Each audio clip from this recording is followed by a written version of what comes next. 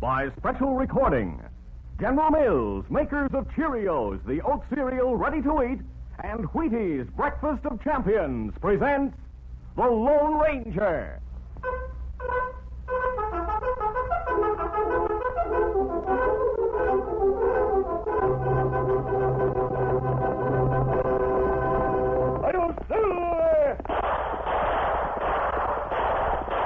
A fiery horse with the speed of light, a cloud of dust, and a haughty Hi-Yo Silver, the Lone Ranger.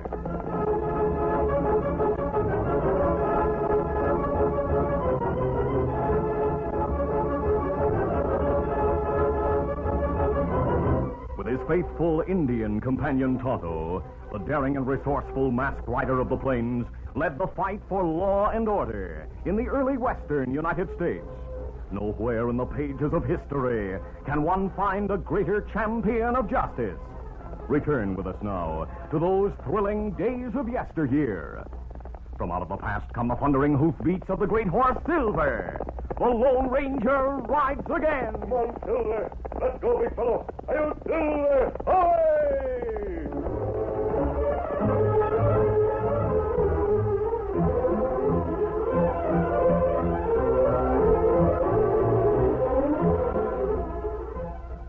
Diving Doris is 13, and she is a diving queen. She can do a flip because she knows she's got go power from Cheerios. Yes, she's got go power. There she goes.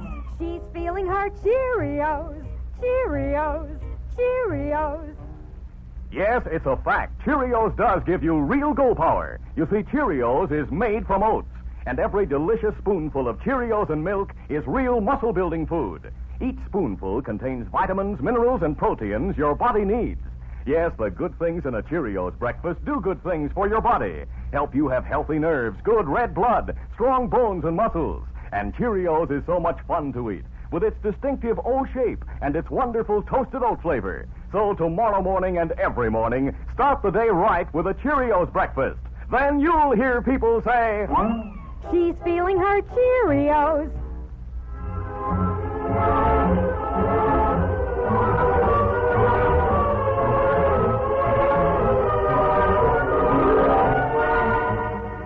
Three men talked together in a room in Ma Hank's Henry House Hotel in Modoc City.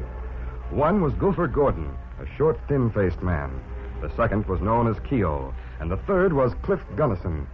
Though Gunnison looked the part of an Eastern gentleman, he and the men with him were members of an outlaw gang, led by a ruthless killer named Frosty Ransom. Frosty had been captured by Marshal Jim Fraser, and the problem of releasing him was uppermost in the minds of his followers. Cliff Gunnison held a recent edition of the local newspaper. He read the headline aloud. Hey, listen to this. Marshal Jim Fraser brings Frosty Ransom to Modoc City tonight on the westbound train. That's a doggone tough break for the boss. And if he's tried for murder, he'll probably be sentenced to hang. He always said he wouldn't hang alone. To save our necks, we gotta rescue him. Maybe we could get out of the country before he talks. Well, we need cash to travel. And the westbound train bringing Frosty here tonight will have nearly $25,000 in folding money in the express car safe. Frosty's traveling in good company. We could use that money. We'll get it, Gopher. How? Listen, just before the train comes into Modoc City, it climbs a steep grade slowly. Slow enough for us to swing aboard. Hey, I savvy. We'll be halfway up that grade. And as it goes by, we'll climb aboard. It'll be easy to enter the train and move through the car. Right. Keogh will cover the marshal and free Frosty. I'll head for the express car and get the cash. What about me? You go through to the engine cab and cover the engineer and the fireman. Well, throwing down to the marshal with a train full of people on hand is a good way to ask for trouble. Well, keep your voice down, your gun out of sight beneath your coat. No one will suspect what's going on. Then force the marshal to come to the express car. I'll be there, and I'll have the drop on the express guard. We'll stay aboard till the train leaves Modoc City. We'll get off a short distance from town. Now, Keogh will stay with Frosty while Gopher and I come back here to pick up our things. Then we'll rejoin you two and head for the border. We might be able to get away with it, Cliff. Sure we'll get away with it. We'll go to the hillside tonight and wait for the westbound.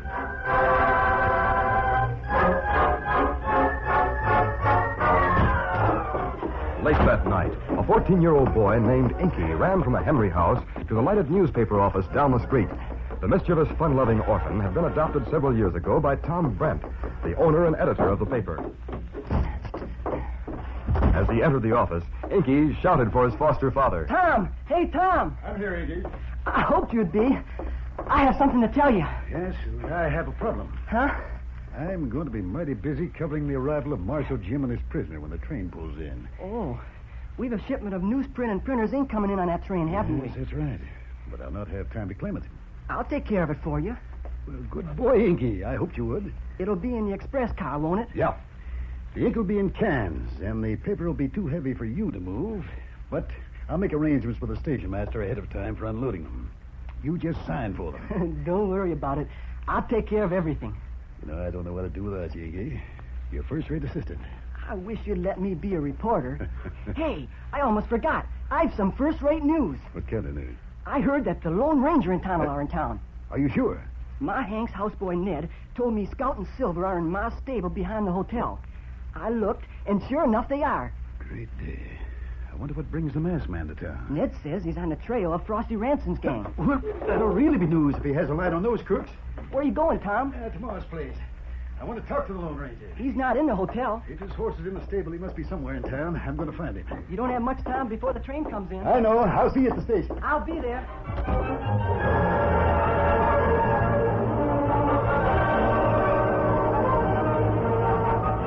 The Lone Ranger and Tonto were in the jail with an old friend they had met on previous visits to town.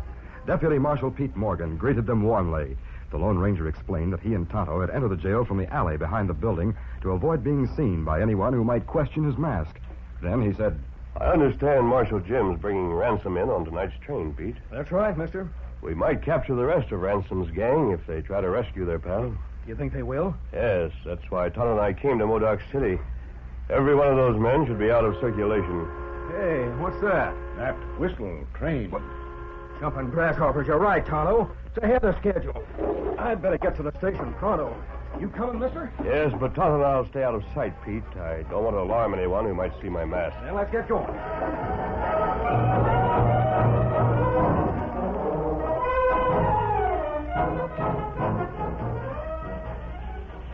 Meanwhile, Inky was alone on the platform at the railroad station several blocks away.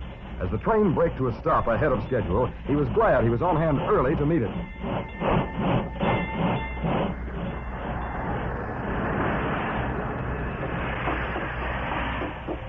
He ran along the track past several empty cattle cars to the side of the express car, which was near the far end of the train. As the door on the side of the express car slid back, he shouted, Hi there, Joe. Inky, how are you, lad? Fine. I'm coming aboard. You have a shipment for Tom. That's right. Well, hey, let me give you a hand. You can't climb aboard without help. Thanks. Did you see the banker on the platform? Nope. He should be here to pick up some cash we've brought him. I reckon he figured the train wouldn't be here for another 20 minutes. You're ahead of Tom. Yep, the engineer's a fireballer, all right. Those cans on the floor and the big rolls of paper are for Tom. I know. What are you looking for, lad? You're safe. Tom said there was one in this car. It's over here, Inky. But I don't want to open it till the banker comes to pick up the money. You'll open that safe now. Where are you? Inky and Joe Mercer whirled as Cliff Gunnison entered the express car from another car. The outlaw's face was covered with a bandana, and he held two guns. Drop that hardware, mister. And you, youngster, get your hands up. Joe, it's a holdup. That's right. And don't try to call for help. Now, you. Open this safe and make it fast. You can't get away with a hold up here. Follow orders or I'll shoot the youngster. Oh, you dirty polecat. I reckon you do just that. Joe, are you going to open the safe? I'll have to, lad. Joe dropped to his knees and quickly opened the iron door of the safe. Now, bring out the cash. All right. I'll get it. It's in a canvas sack. Yeah, there's the money. But you're loco if you figure you'll get away with it. You'll be seen as soon as you get off the train. You're wrong. But I'll make sure you don't call for help. A rap on the head with my gun barrel will quiet you. Now, both of you lie face down on the floor. As he began to obey the command, Joe Mercer suddenly reached for the weapon he had dropped. Cliff saw the move and fired hastily. His bullet missed Joe and struck one of the cans of printer's ink on the floor nearby.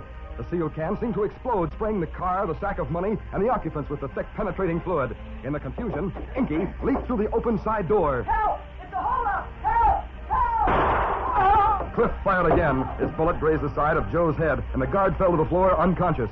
Grabbing the sack of money, Cliff moved to the door. He heard the voices of excited townsmen approaching the station and feared that his escape would be cut off. Quickly, he closed the door of the car.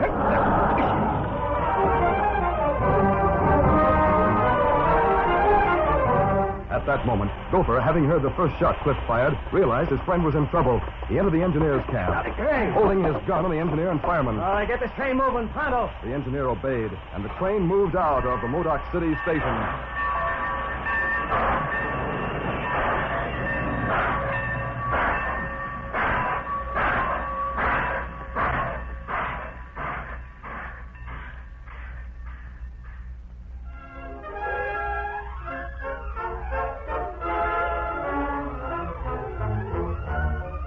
The curtain falls on the first act of our Lone Ranger adventure. Before the next exciting scenes, please permit us to pause for just a few moments.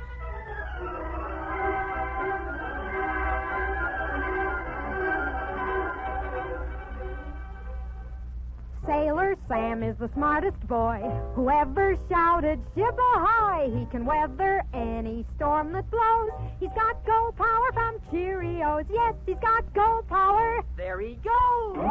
He's feeling his Cheerios. Cheerios. Cheerios. You bet, Cheerios, the oat cereal that needs no cooking. Every delicious spoonful of Cheerios and milk is real muscle-building food. Each spoonful contains vitamins, minerals, and proteins your body needs. Yes, the good things in a Cheerios breakfast do good things for your body. Help you have healthy nerves, good red blood, strong bones, and muscles. And besides giving you go power, Cheerios is downright wonderful tasting. That toasted oat flavor is really something. And when you add milk and your favorite fruit, say some sliced bananas, you're in for a delicious breakfast treat. Get the whole family off to a good start every morning with Cheerios. Then you'll hear people say, He's feeling his Cheerios.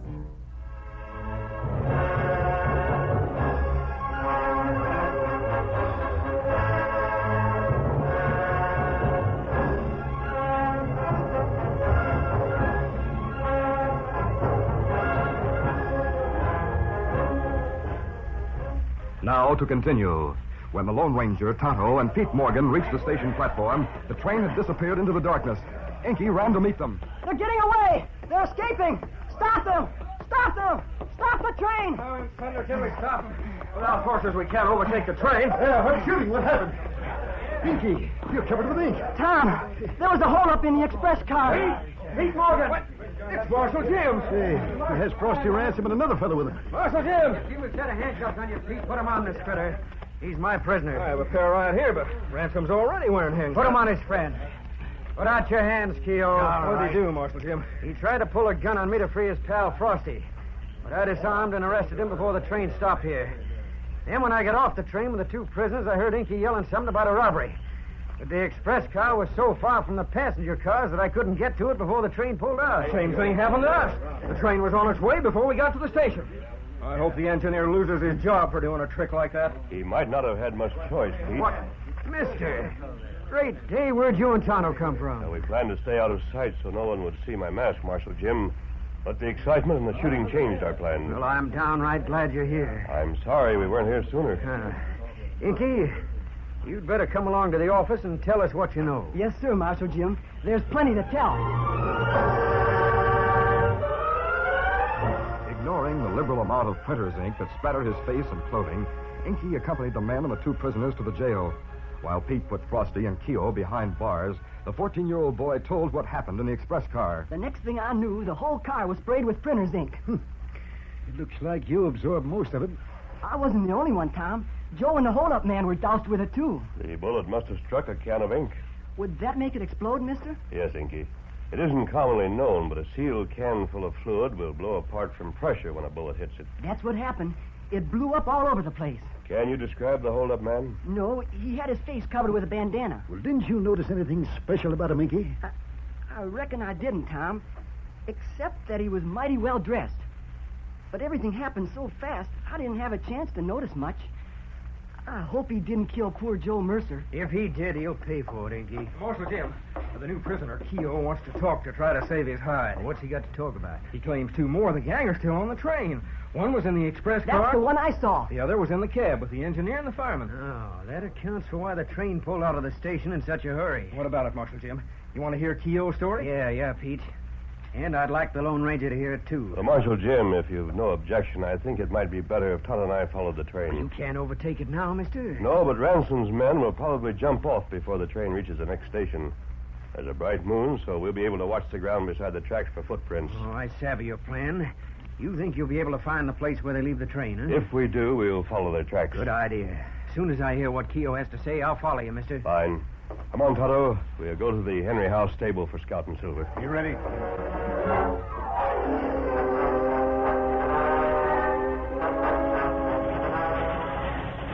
Meanwhile, a short distance from Modoc City, Cliff Gunnison hurried through the empty passenger cars and joined Gopher in the engine cab of the speeding train. As soon as Gopher saw his partner, he exclaimed, Hey, what happened to you? I ran into trouble. You look as if you ran into a barrel of ink.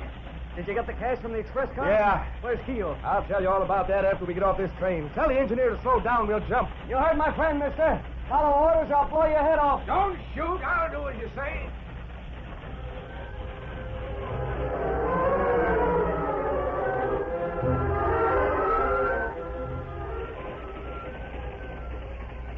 A few minutes later, Cliff and Gopher stood beside the moonlit tracks, watching the train disappear in the distance. When it was out of sight, they took the bandanas from their faces. Cliff explained, Passengers got off the train at Modoc City. And as the train pulled out of town, I captured the conductor. He's tied and gagged in the express car with a guard. The conductor told me that the marshal got Keogh. You mean Keogh didn't free Frosty? He and Frosty are probably behind bars right now. Marshal got off the train in Modoc City with both of them in custody. Oh, of all the doggone luck. Well, we'll have to go back to town and break them out of jail, Gopher. Why? We've got the cash. Why not keep going to the border? Listen, if Frosty and Keogh talk, every peace officer between here and the Rio Grande will be looking for us. As it is, no one on the train saw our faces. If we go back to town, no one will suspect we took part in the train robbery. If you think I'm walking to Modoc City... We'll walk till we come to a range.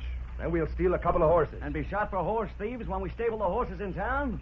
Oh, no, not We'll me. turn the animals loose when we reach town. Then we'll sneak in the back door of the hotel. Now, come on. I want to get to Modoc City before daylight.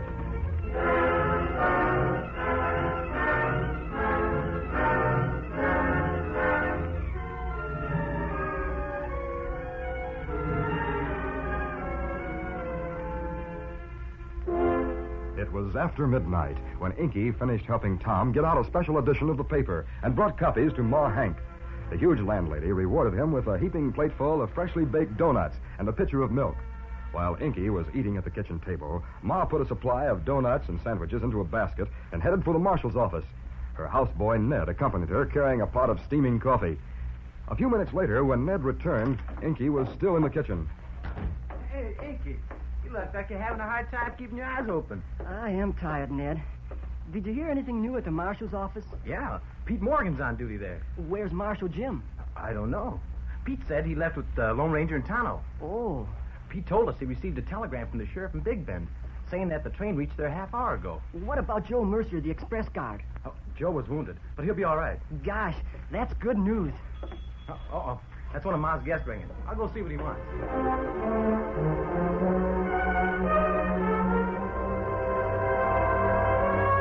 When Ned returned to the kitchen, he was carrying Cliff Gunnison's ink-stained boots. Hey, Inky, you want to help me earn a handsome tip? No thanks, Ned.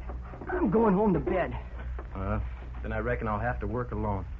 The gent in room number 10 wants these tan boots cleaned. He said if I could get the ink off them, he'd pay me $2. I'll split it with you if you'll change your mind. Hey, let's see those boots. It'll take a lot of rubbing to clean them up. Wouldn't you wonder how Mr. Gunnison got ink on them? That's printer's ink. It is? Yeah. That's curious. Where would Mr. Gunnison get into printer's ink? I know where he got it. He must have been in the express car tonight. Huh? That's the same as the ink I got on my clothes. You're smart, youngster. Hey. The startled boys turned quickly. They saw Cliff Gunnison standing in the doorway. He held a gun in his hands and was followed by Gopher Gordon. I told you were crazy to ask the houseboy to clean those boots, Cliff. He was bound to wonder how you got ink on them. Yeah, you were right, Gopher. You're the fellow who shot Joe Mercer. Shut up! Now we'll have to get rid of these kids. And we'd better get them away from here before someone comes in. Someone has. Hey, what? Drop those guns. You cover. You're both under arrest. Cliff and Gopher turned to see a masked man, an Indian, and Marshal Jim Fraser enter the kitchen. All three men held guns. What's the big Mister, idea? this is the fellow who robbed the train. He shot Joe Mercer. Yes, I know he did, Inky. You were told to drop your gun. We're outnumbered, Cliff. We'll shoot our way out. Good shooting, masked man. You wing the pole. My arm! My arm! Do you want the same treatment? No. I'll drop my gun. Gosh, you got here just in time. We picked up the trail of these two several miles from town, Inky, and followed it to the ranch where they stole a couple of horses. We followed the horses to town and found the place where these critters dismounted and turned the horses loose. From there, they went to the back door of the hotel. And we came in that door just in time to get the skunks. It's lucky for us you did. They might have killed Ned and me. I want to hear all about it, Inky. But first, we'll take these two to jail.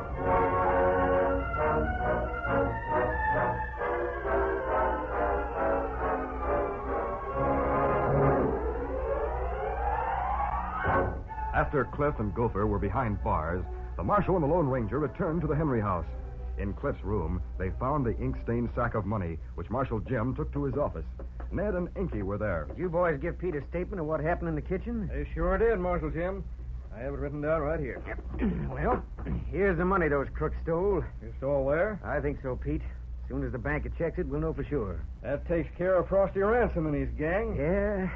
Thanks to the Lone Ranger, they'll all be out of circulation from now on. Say, where is the masked man, Marshal Jim? He and Tonto left town to go to their camp in the hills.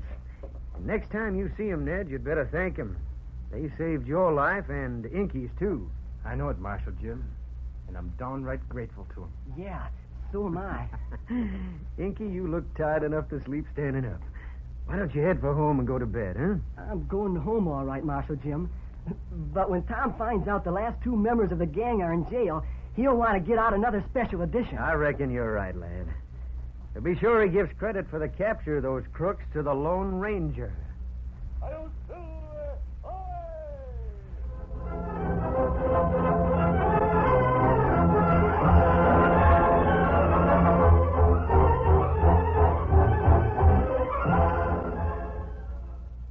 Champions are made, not born. Yes, sir. Get on your way. Get on your way. Get on your way with Wheaties. True, champions are made, not born. We can all get there if we try. Take champion Doak Walker, flashy halfback for the Detroit Lions. Doak, at the tender age of 9, decided football was his line. He practiced hours, day after day, and learned what champions have to say. Wheaties for breakfast, you're on your way. Now a touchdown team from top to toe. Walker and Wheaties, they really go. A guy can put away a lot of Wheaties in 18 years, and that's how long Doak Walker's been eating them. Good for you? There's a whole kernel of wheat in every Wheaties flake. Let's go, Doak. Dig for that goal. Hey! He's on his way, on his way. He's on his way, on his way. Get on your way with Wheaties. 'Cause champions are made, not born. Yes, sir. Get on your way. Get on your way. Get on your way with Wheaties. Breakfast of champions.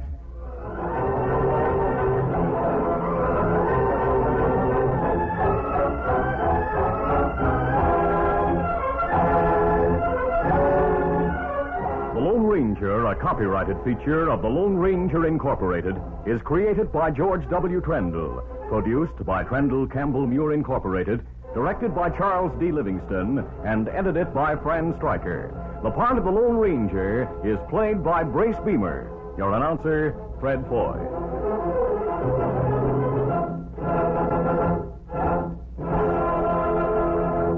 The Lone Ranger is brought to you by General Mills every Monday, Wednesday, and Friday at this same time. Be sure to listen. This recorded program has come to you from Detroit. This is ABC Radio Network. You've been listening to the OTR Gold Network. Find more classic radio at otrgold.com.